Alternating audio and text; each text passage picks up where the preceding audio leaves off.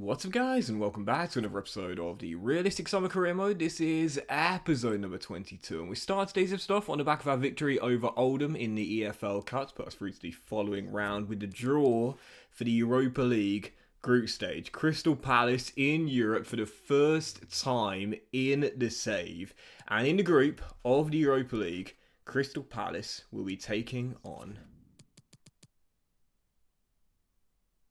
So suspenseful.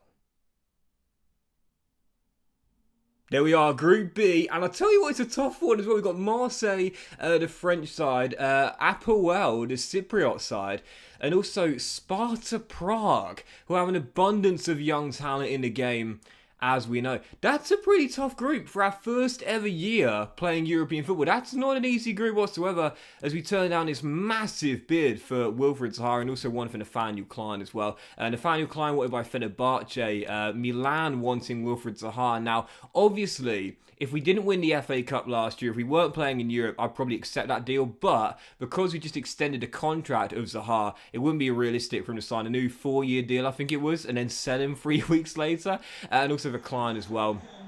I'm going to keep him here, I think, unless I get a bid from an English club between now and the end of transfer deadline day. But yeah, okay, Marseille, Sparta Prague, and the Cypriots Apoel. All three of those teams have spent quite a decent amount of time playing Champions League football. Now, ordinarily, when European groups are drawn, I'm always like, oh, you know, we get second place, I'll take it. You know, and then I just go and win like 5 out of 6 games. I don't think that'll happen this time around. I really, really don't. I will definitely take second in that group. Runners up to possibly Marseille, who I'd say are most likely the front runners of this group here. That's a tough one. All three of those sides have spent time playing in the Champions League.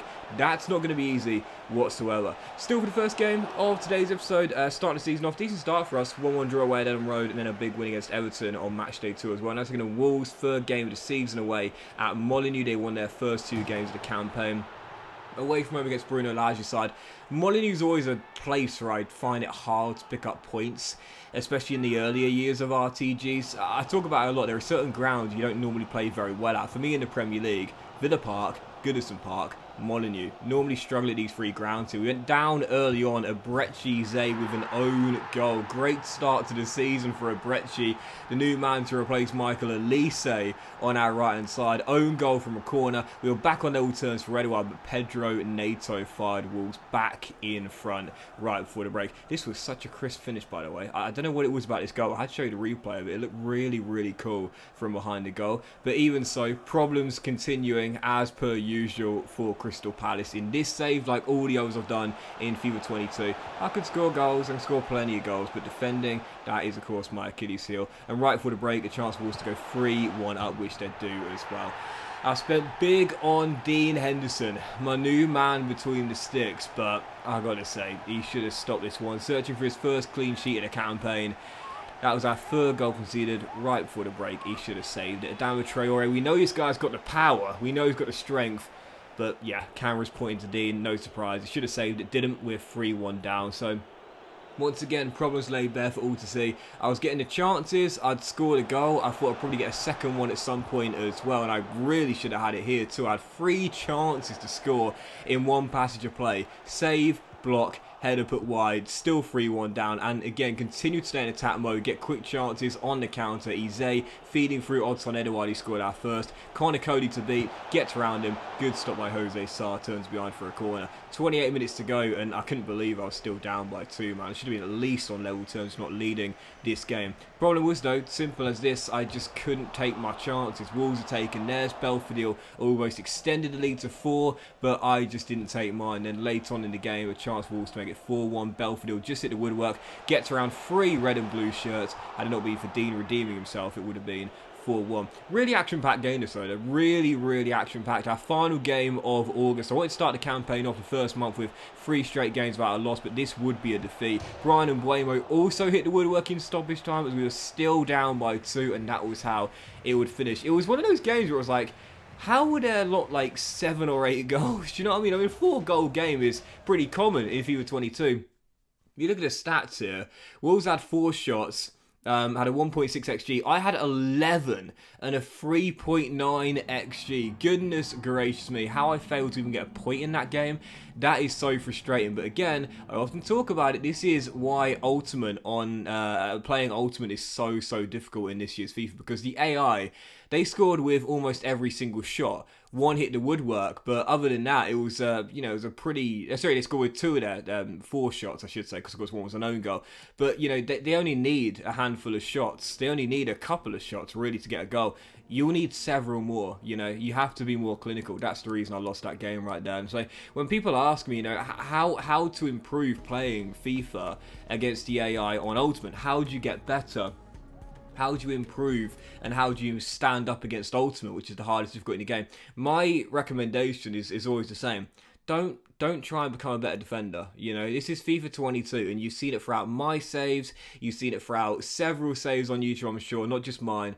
Defending is an almost impossible task. Don't try and focus on stopping the AI, because at the end of the day, you probably won't be able to do. There are so many ways they can score against you, and especially because of the OP-ness of long shots nowadays as well, the overpoweredness of long shots, I should say. It's going to be really, really hard to stop them. Even if you contain against them quite well, you don't give them a direct route from goal. Hey, 22 yards out, they might be able to bang one in top corner, and there's nothing you can do. Just focus on being more clinical.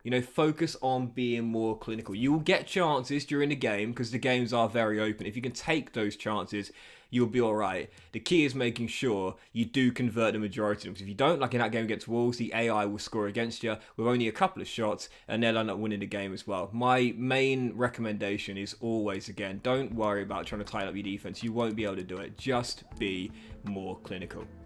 Still, as transfer deadline day will come round, this was interesting. Now, we sold Jack Butland, and it wasn't to an English side. No, I sold him to Torino, and let me tell you why I've just gone and done this. Now, a few years ago, when Pep Guardiola came into Manchester City, Joe Hart's future at the Etihad Stadium was basically finished. There was no way Guardiola was going to keep him as their starting goalkeeper long term. He basically said to Joe Hart, it's time for you to find a new club. Now, Joe Hart had a couple of loan spells, and one club he went to on loan, Torino. Do you remember? He had a brief stint in the Serie A playing for Torino. Jack Butland and Joe Hart have worked with each other in the England squad. They've communicated quite frequently as well off the pitch. And I just thought, that would be really cool, wouldn't it? That would be really, really cool.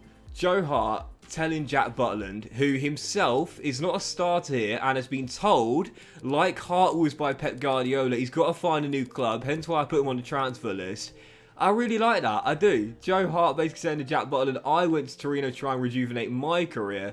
Maybe it could do the same for you around the same age. Butland now, I believe, is 29 years old in the game, so I thought that was really, really cool. Joe Hart goes to Torino, and now Jack Butland's gone to Torino as well. English goalkeepers, being, Spanish to the reserves of their squads, being told by their managers to find new teams, going to Torino, who have had an English goalkeeper before in Joe Hart. I thought that was really, really cool. History repeating itself, if you will. So I sold to Torino, and then I made 2 new signings on deadline day. Antoine Semenyo of Bristol City is the young forward that can also play out on the wing.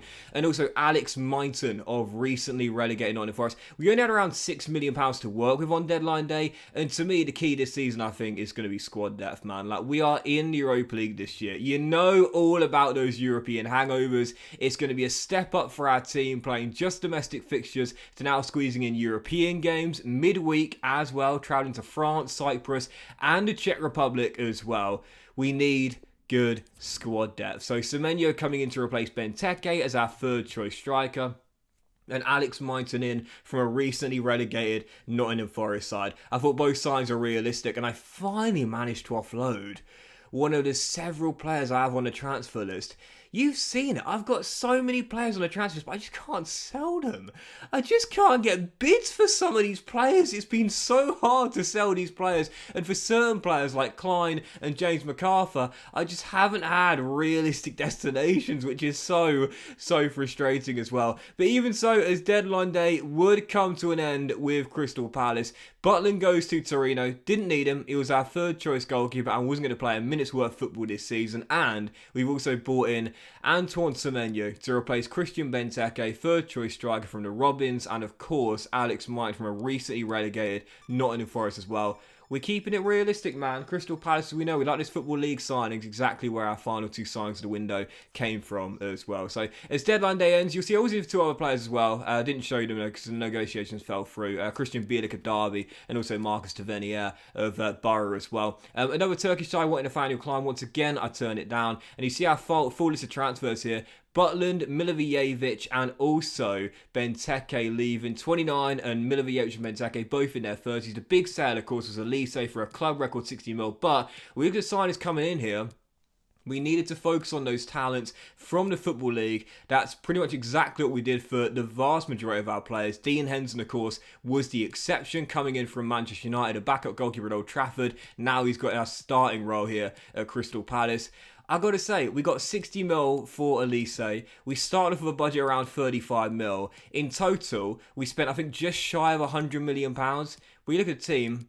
It's realistic. That is the key. Keeping the squad realistic. I could have Gravenberch and Fatty in my side right now, but instead, we're getting a nice Football League primary core here, but also keeping the team as realistic as we can as well. Decent start for Palace despite the loss to Molineux as well. 1 win, 1 draw, 1 defeat, and went out to a 4.5-star side as well. Yep, decent start to Season 2. Long may it continue. Let's keep it realistic. But that will end today's episode of the Realistic Summer Career Mode, guys. Big fan of you watching. Hope you enjoyed it. If you enjoyed, like. Most of you all have a fantastic day, and I'll see you for the next episode of the Realistic Summer Career Mode very soon.